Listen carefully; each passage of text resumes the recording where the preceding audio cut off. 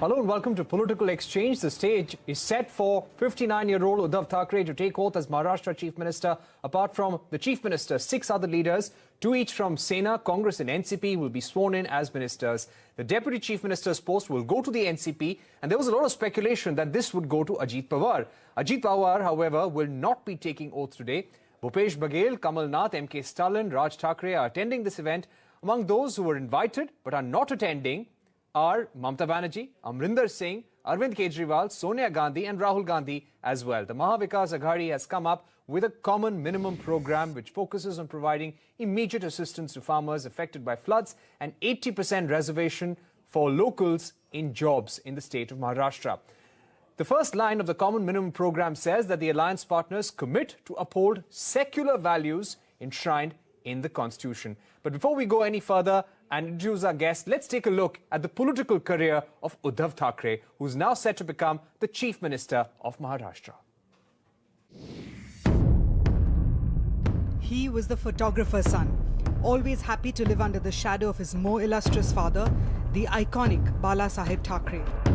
His critics would call him the cub who just couldn't ever roar.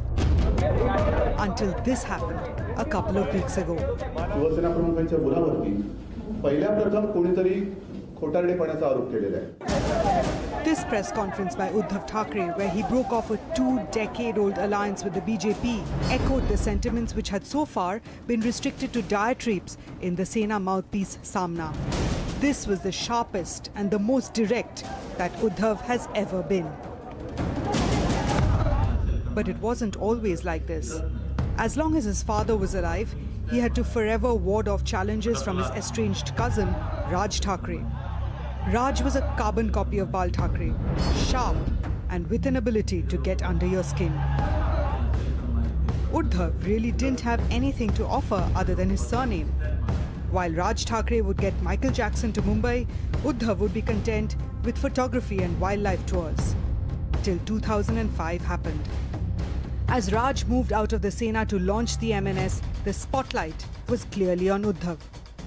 Had sunstroke blinded Balasaheb that he couldn't see who was better between his son and his nephew? Uddhav's change of gear began 2013 onwards. As Narendra Modi rose in the national consciousness, the plank of Hindutva shifted decisively in the BJP's favour. The first visible signs of the Sena losing its ground under Uddhav came in the 2014 assembly elections. The BJP and the Sena fought separately. Uddhav could not manage to control the BJP's rise across the state. After a prolonged round of sulking, he came around and joined hands with the BJP again post the results. Uddhav knew by then that he had to change strategy if he had to remain relevant. The succeeding 5 years were spent in using Samna as a convenient tool to bash the Modi Sarkar.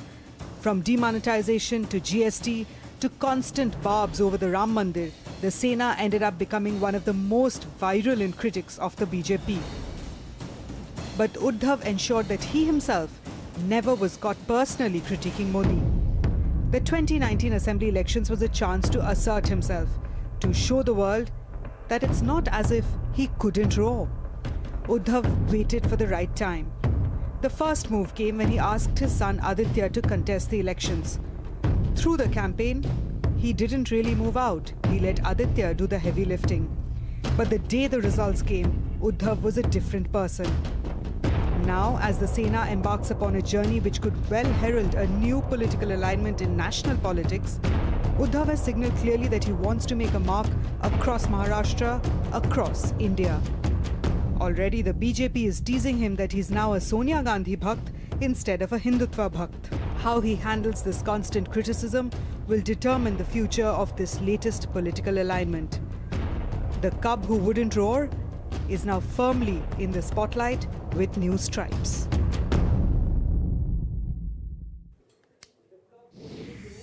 All right, it's time to introduce our guests. We got your profile of Uddhav Thackeray. We are joined by Mohammad Ayub, Senior Fellow at Centre for Global Policy and Professor Emeritus at James Madison College, Avik Saha of Swaraj India, Ketan Vaidya, Senior Journalist at DNA, and Sumit Pandey of News18.com, Senior Editor with Network 18. Gentlemen, thank you very much for joining us. Ketan, if I can come to you first. Apart from Uddhav Thackeray, 6 other ministers would be sworn in, 2 each from Sena, Congress and NCP. Was portfolio allocation a difficult and cumbersome job for all the leaders?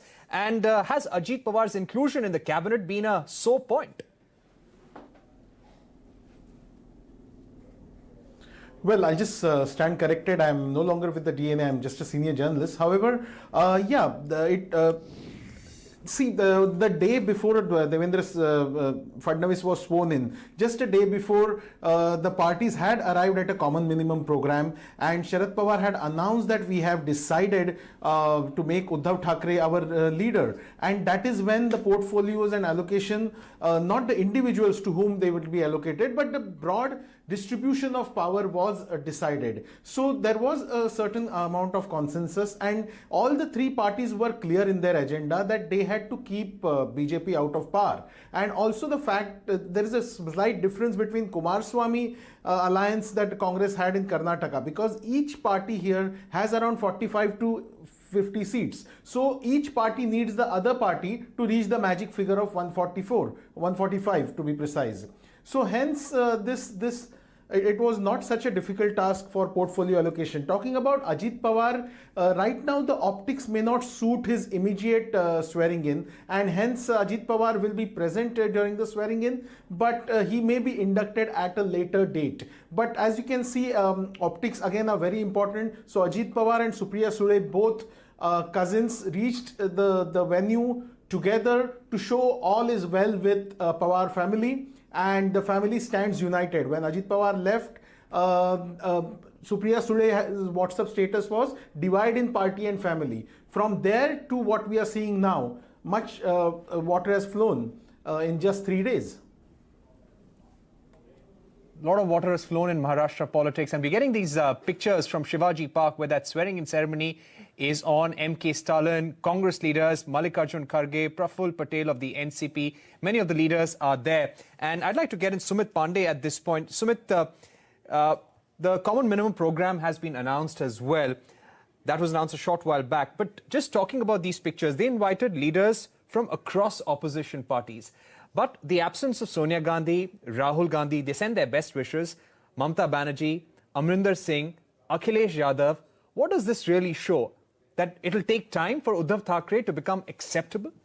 I think political parties take their own time to, they generally tend to tread with a little caution, and considering that this sort of an alliance, it's almost a leap of faith for almost all the political parties which are part of this alliance. Now remember that Shiv Sena is the original Hindutwadi party from the 80s. It was a major partner in Maharashtra, and then came the BJP, which was the minor partner. Now, what I see in this is a larger political shift in the Indian polity. What Congress is attempting here is not only it is stopping BJP from forming government here. Congress has increasingly found that the secular communal binary over which it was able to do politics for the last 30 years, probably it has run its course, and probably it is proving counterproductive to the Congress party. Congress is essentially a centrist party. It had the capacity to take left of the center and right of the center along with it. Now, increasingly, it was finding itself cornered to the left of the polity, giving it very, very little space to maneuver, and leaving a larger space, the centrist space, the right of the center, and the right space for the BJP. And that was also getting reflected in the outcome of the Lok Sabha elections. Traditionally in India, Parikshit, the strength of the left parties in parliament has been between 30 to 60 seats. And that's exactly what the Congress has been getting, because that's the constituency that it has shrunk to. I think what it is trying to do is that it is trying to shift its center of gravity from the extreme left of the center or to a left of the center towards the center of the polity. By aligning with the Shiv Sena. Now, what was the accusation against Congress? It is a left of the center, or BJP accused it of being a pro-minority party. I think it is trying to shift that in aligning with the Shiv Sena.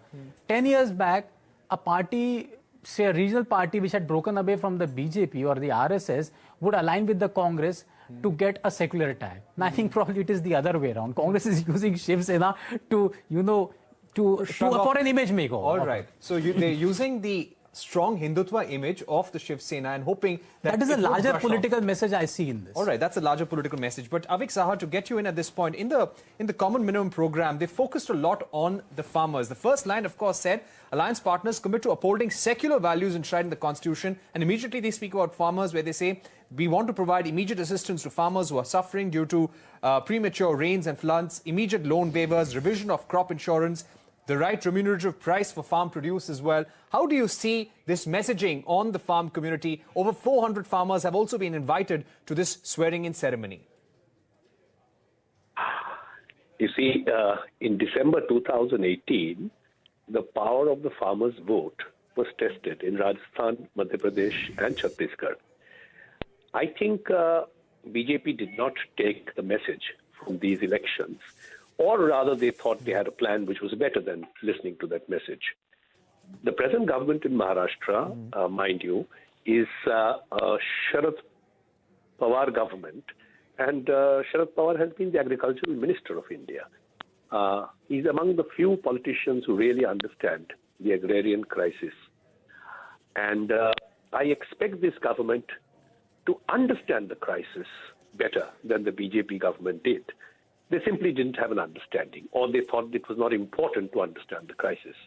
Now, whether this government will act on this crisis or not, it's too early to tell.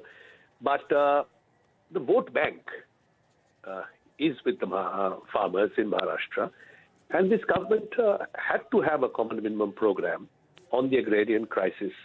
Remember, the crisis in India actually started from Maharashtra. We always remember Mandsaur in June 2017.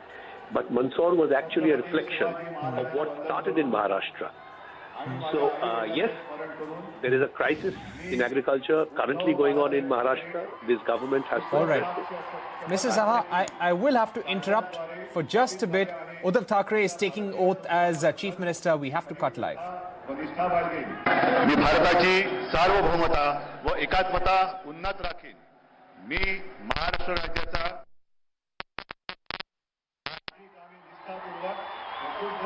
पार पाडीन आणि संविधान व कायदा यानुसार सर्व तऱ्हेच्या लोकांना मी निर्भयपणे व निष्क्रियपणे तसेच कोणाच्याही विषयी ममत्व भाव किंवा आकस न बाळगता न्याय वागणूक देईन.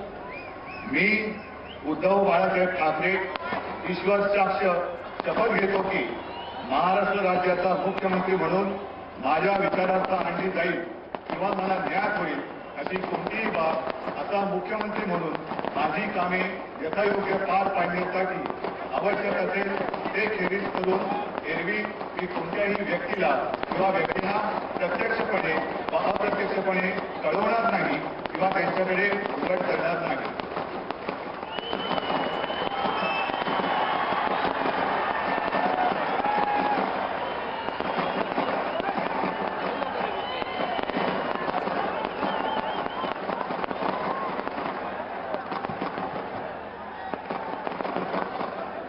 So pictures of Uddhav Thackeray being sworn in as Chief Minister of Maharashtra. Let's now get a word from Mohammad Ayub, who's also joining us as we stay with these pictures. Mr. Ayub, what is the larger sense that the world community would be making of these elections? Mumbai is a financial capital. Do you think these elections in Maharashtra would have been watched very, very closely, and the events of the last 4 days especially? Yes, I think they are very important, because the signal that goes to the international financial community is that the central government led by the BJP is not in full control of the Indian economy. And what happens in Mumbai today is really partially a reflection of that. And when you combine this with the data that is coming out, some of it is being fudged, obviously, but it is being leaked surely, slowly but surely, that the Indian economy is in deep trouble. And this would be seen by the outsiders as a reflection of that. But as far as people within the country are concerned, I think the larger issue that comes up here is One, of course, there are lots of politicians, lots of coalitions of convenience that have taken place, but this coalition of convenience also reflects a larger issue, and that is that there were severe internal contradictions between the BJP and the Shiv Sena that had been papered over for the last 25 years or 30 years that have now come to the fore. As the BJP's arrogance has increased with the last elections and the way they swept the last elections and the way they have started to treat their regional allies. But more importantly, the internal contradiction that is reflected is the fact that the Shiv Sena has always been a regional party whose basic thrust is Maratha pride.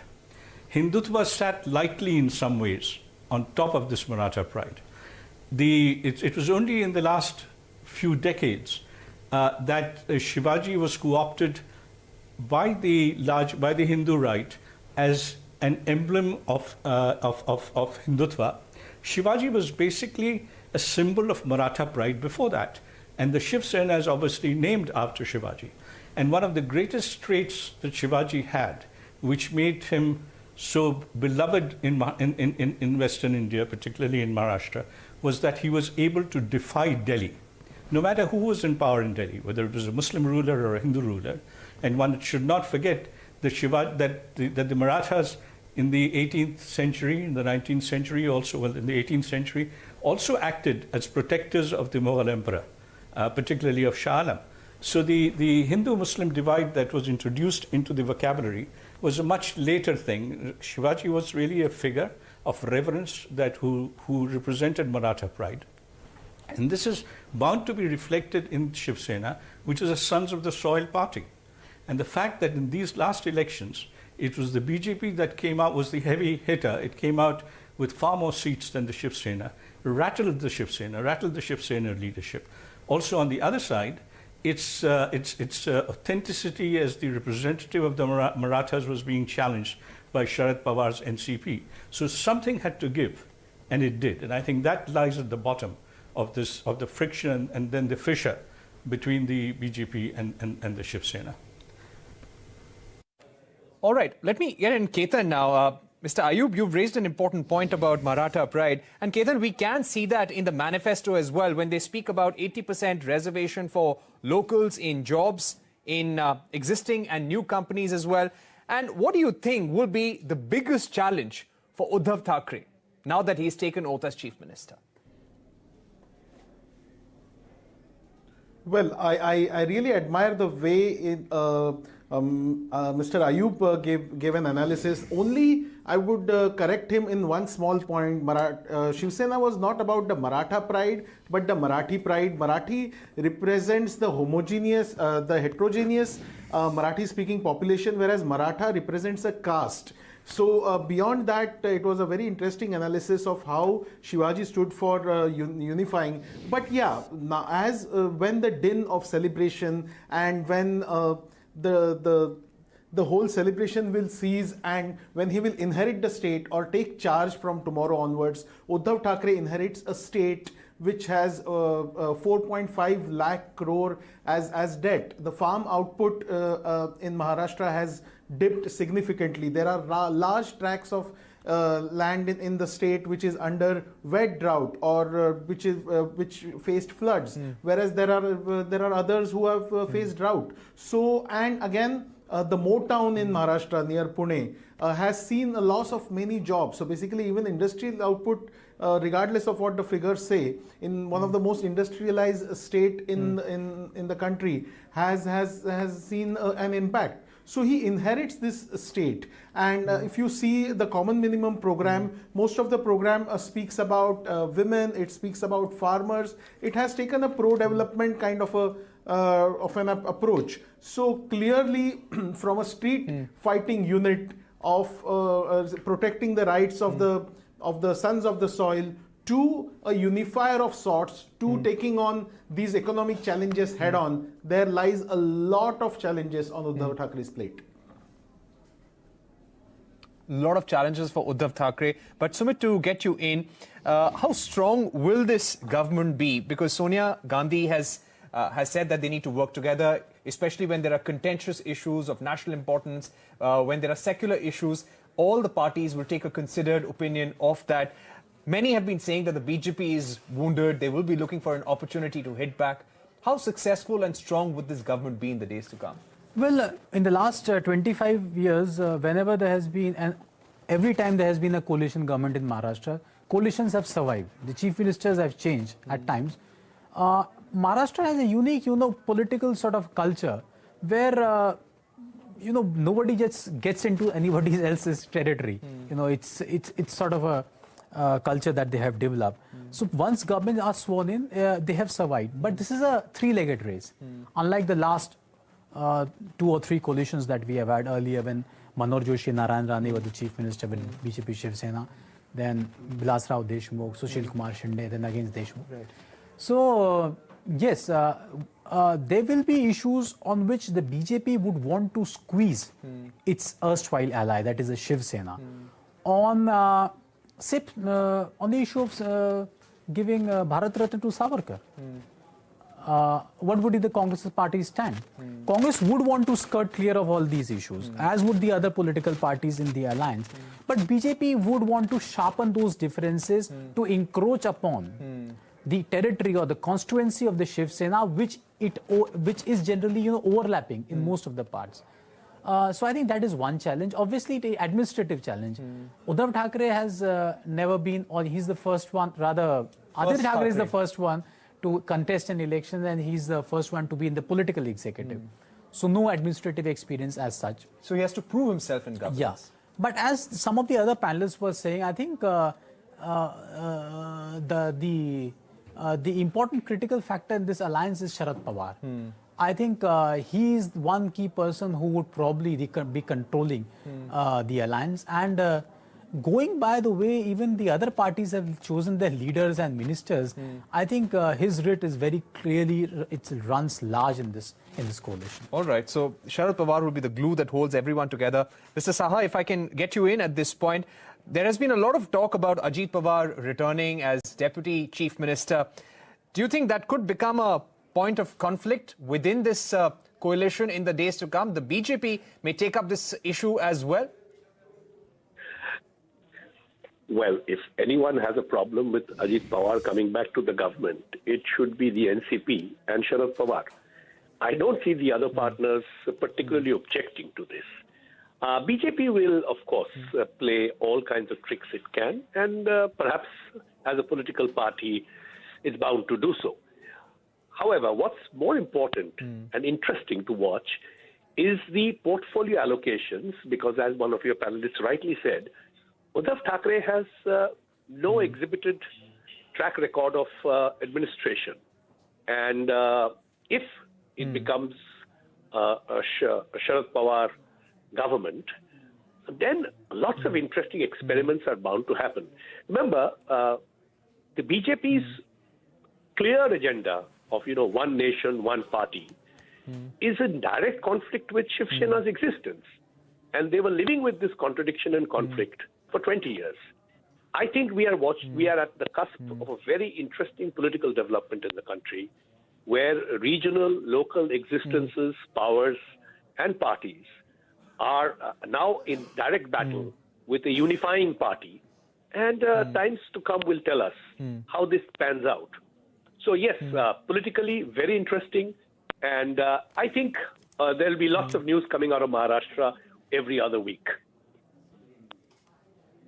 Every other week. But Mohammad Ayub, to get you in at this point, we were speaking about this earlier, how the likes of Arvind Kejriwal, Sonia Gandhi, Rahul Gandhi, Akhilesh Yadav, they've not come for this swearing-in ceremony, but I'm sure everyone would be watching it very, very closely. And if this experiment in Maharashtra works and is successful, then that would definitely be a shot in the arm for the opposition. What do you think, Mr. Ayub?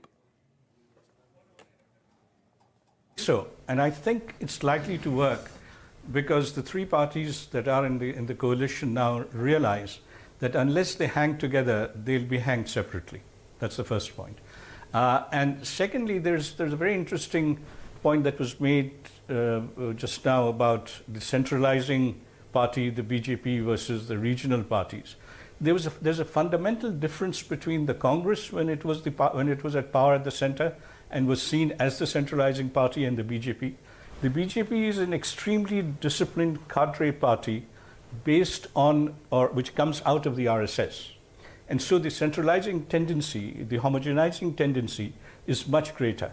Congress always was an umbrella party which had everybody from Sardar Patel to Subhash Chandra Bose during the freedom struggle and Maulana Azad and so on, all within it. And that tradition continued, so it was able to accommodate, despite the tendencies of Mrs. Gandhi to centralize power, it was still able to accommodate regional factions and so on, which I think the BJP would find it very difficult to do. And that is why the regional parties would find the BJP a much greater threat to their autonomy than they ever found the Congress. But can I make one last point? And I wrote an op-ed about this in the Hindu a few weeks ago before the Maharashtra story broke. I called it the politics of sequestration. And I think that's the most dangerous tendency in Indian politics today. You see this, I mean, the members of the legislative assemblies seem to be up for grabs, and the highest bidder can poach very easily. This is a very dangerous trend because it demonstrates that there is no ideological or organizational cohesiveness that can keep parties together, and therefore MLAs have to be sequestered in hotels and resorts under the careful watch of what I would call party bouncers, lest they defect. And I think that doesn't speak very highly of the basis of democratic functioning within the country. It started in 1967 in Haryana with the Ayaram Gayaram phenomenon, but it has picked up speed more recently in Karnataka and elsewhere. And I think the political class in India must think about this very seriously, because this undermines not merely political parties, it undermines the legitimacy of the entire political system, of the democratic system. And then people may think that, these characters are all so much, they can be so easily bought, that it is better to have a man on horseback to take over who might be able to correct this problem. That, I think, is a very fundamental issue that we need to grapple. I think you've again raised an interesting point, Mr. Ayub, because a lot of foreign think tanks just don't understand how MLAs are being locked up in hotels. They don't understand this business at all. But to come to you, Sumit, what are the lessons for the BJP?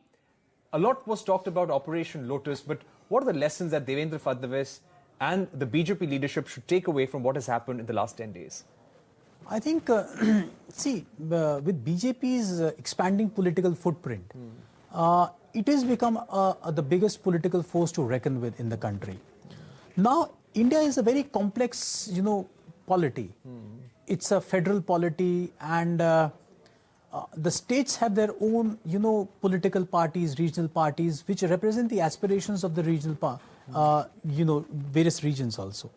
Now, under those circumstances, at one point in time, Congress party's hegemony was ultimately challenged by these regional parties who came together, questioned the Congress, and for the first time in 70s, everybody came together post the emergency. Then in 90s, late 80s, we had these experiments with United Front, National Front governments. So it has been happening in the past. Now, with BJP taking that dominant positions, BJP's position will be challenged in the days ahead, as it is being by various regional satraps. So BJP's ability to grow at the same point in time to accommodate those regional aspirations, political aspirations, and give scope to their political aspirations, I think that will be crucial. Because in the days ahead, next elections will be in Bihar. Now they are in alliance with another major partner in Bihar, that is Nitish Kumar. And there have been rumblings in the past between the two allies. How BJP deals with that? In Jharkhand elections recently, their major alliance partner, All Jharkhand Students Union, has broken its alliance with the BJP and contesting independently of the BJP, around 20 to 25 seats.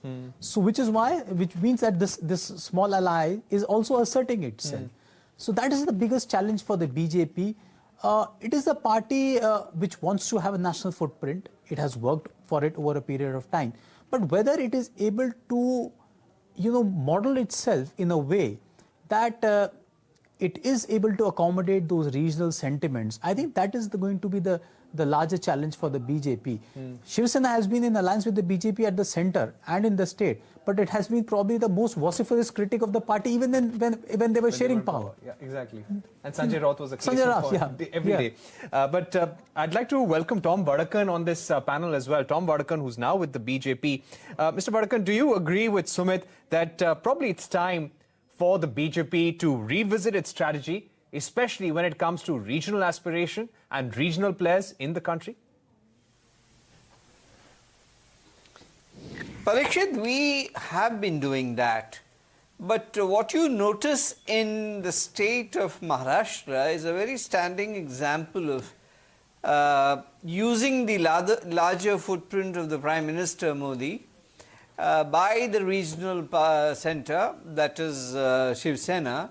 You would see huge cutouts during the elections in Shiv Sena's constituencies, and they have used it well, and they got a large number of seats. So I think what needs to be studied very closely by the Bharatiya Janata Party is that what are our strengths and where are our strengths, and if necessary go it alone where there is, but where there is an interest which coincides and who believes in the ideology that we subscribe to. And this constant bickering that was going on between Shiv Sena when things were going right was, I think, a clear indication of trouble that is going to brew in future.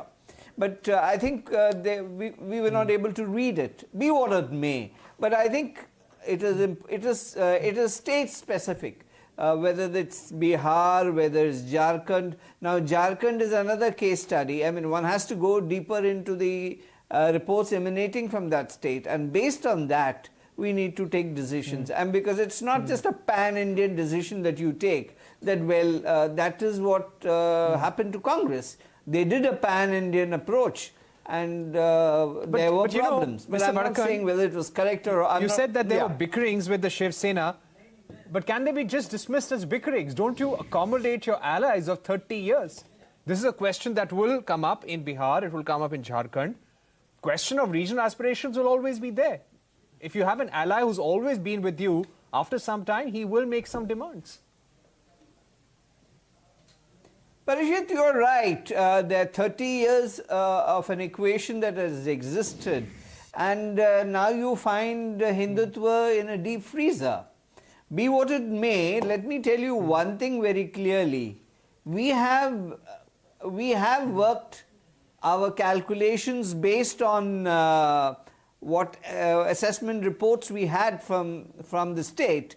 We can make mistakes. Yes, mistakes have been made, and that's why today you have Thackeray as the chief minister. First it was the son that was coming to be the chief minister on the 6th floor of the secretariat. That is what Sanjay Raut predicted. But now there is a totally different scenario.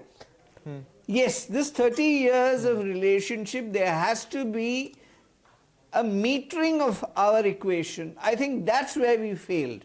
And that, I think, is one of the prime reasons we had troubles. But I think the lesson that we have learned is that we need to have a sharp focus on our regional partners and see that they are ideologically also in line with our thinking, our focuses, our aspirations, and these are important things, and that they don't change overnight.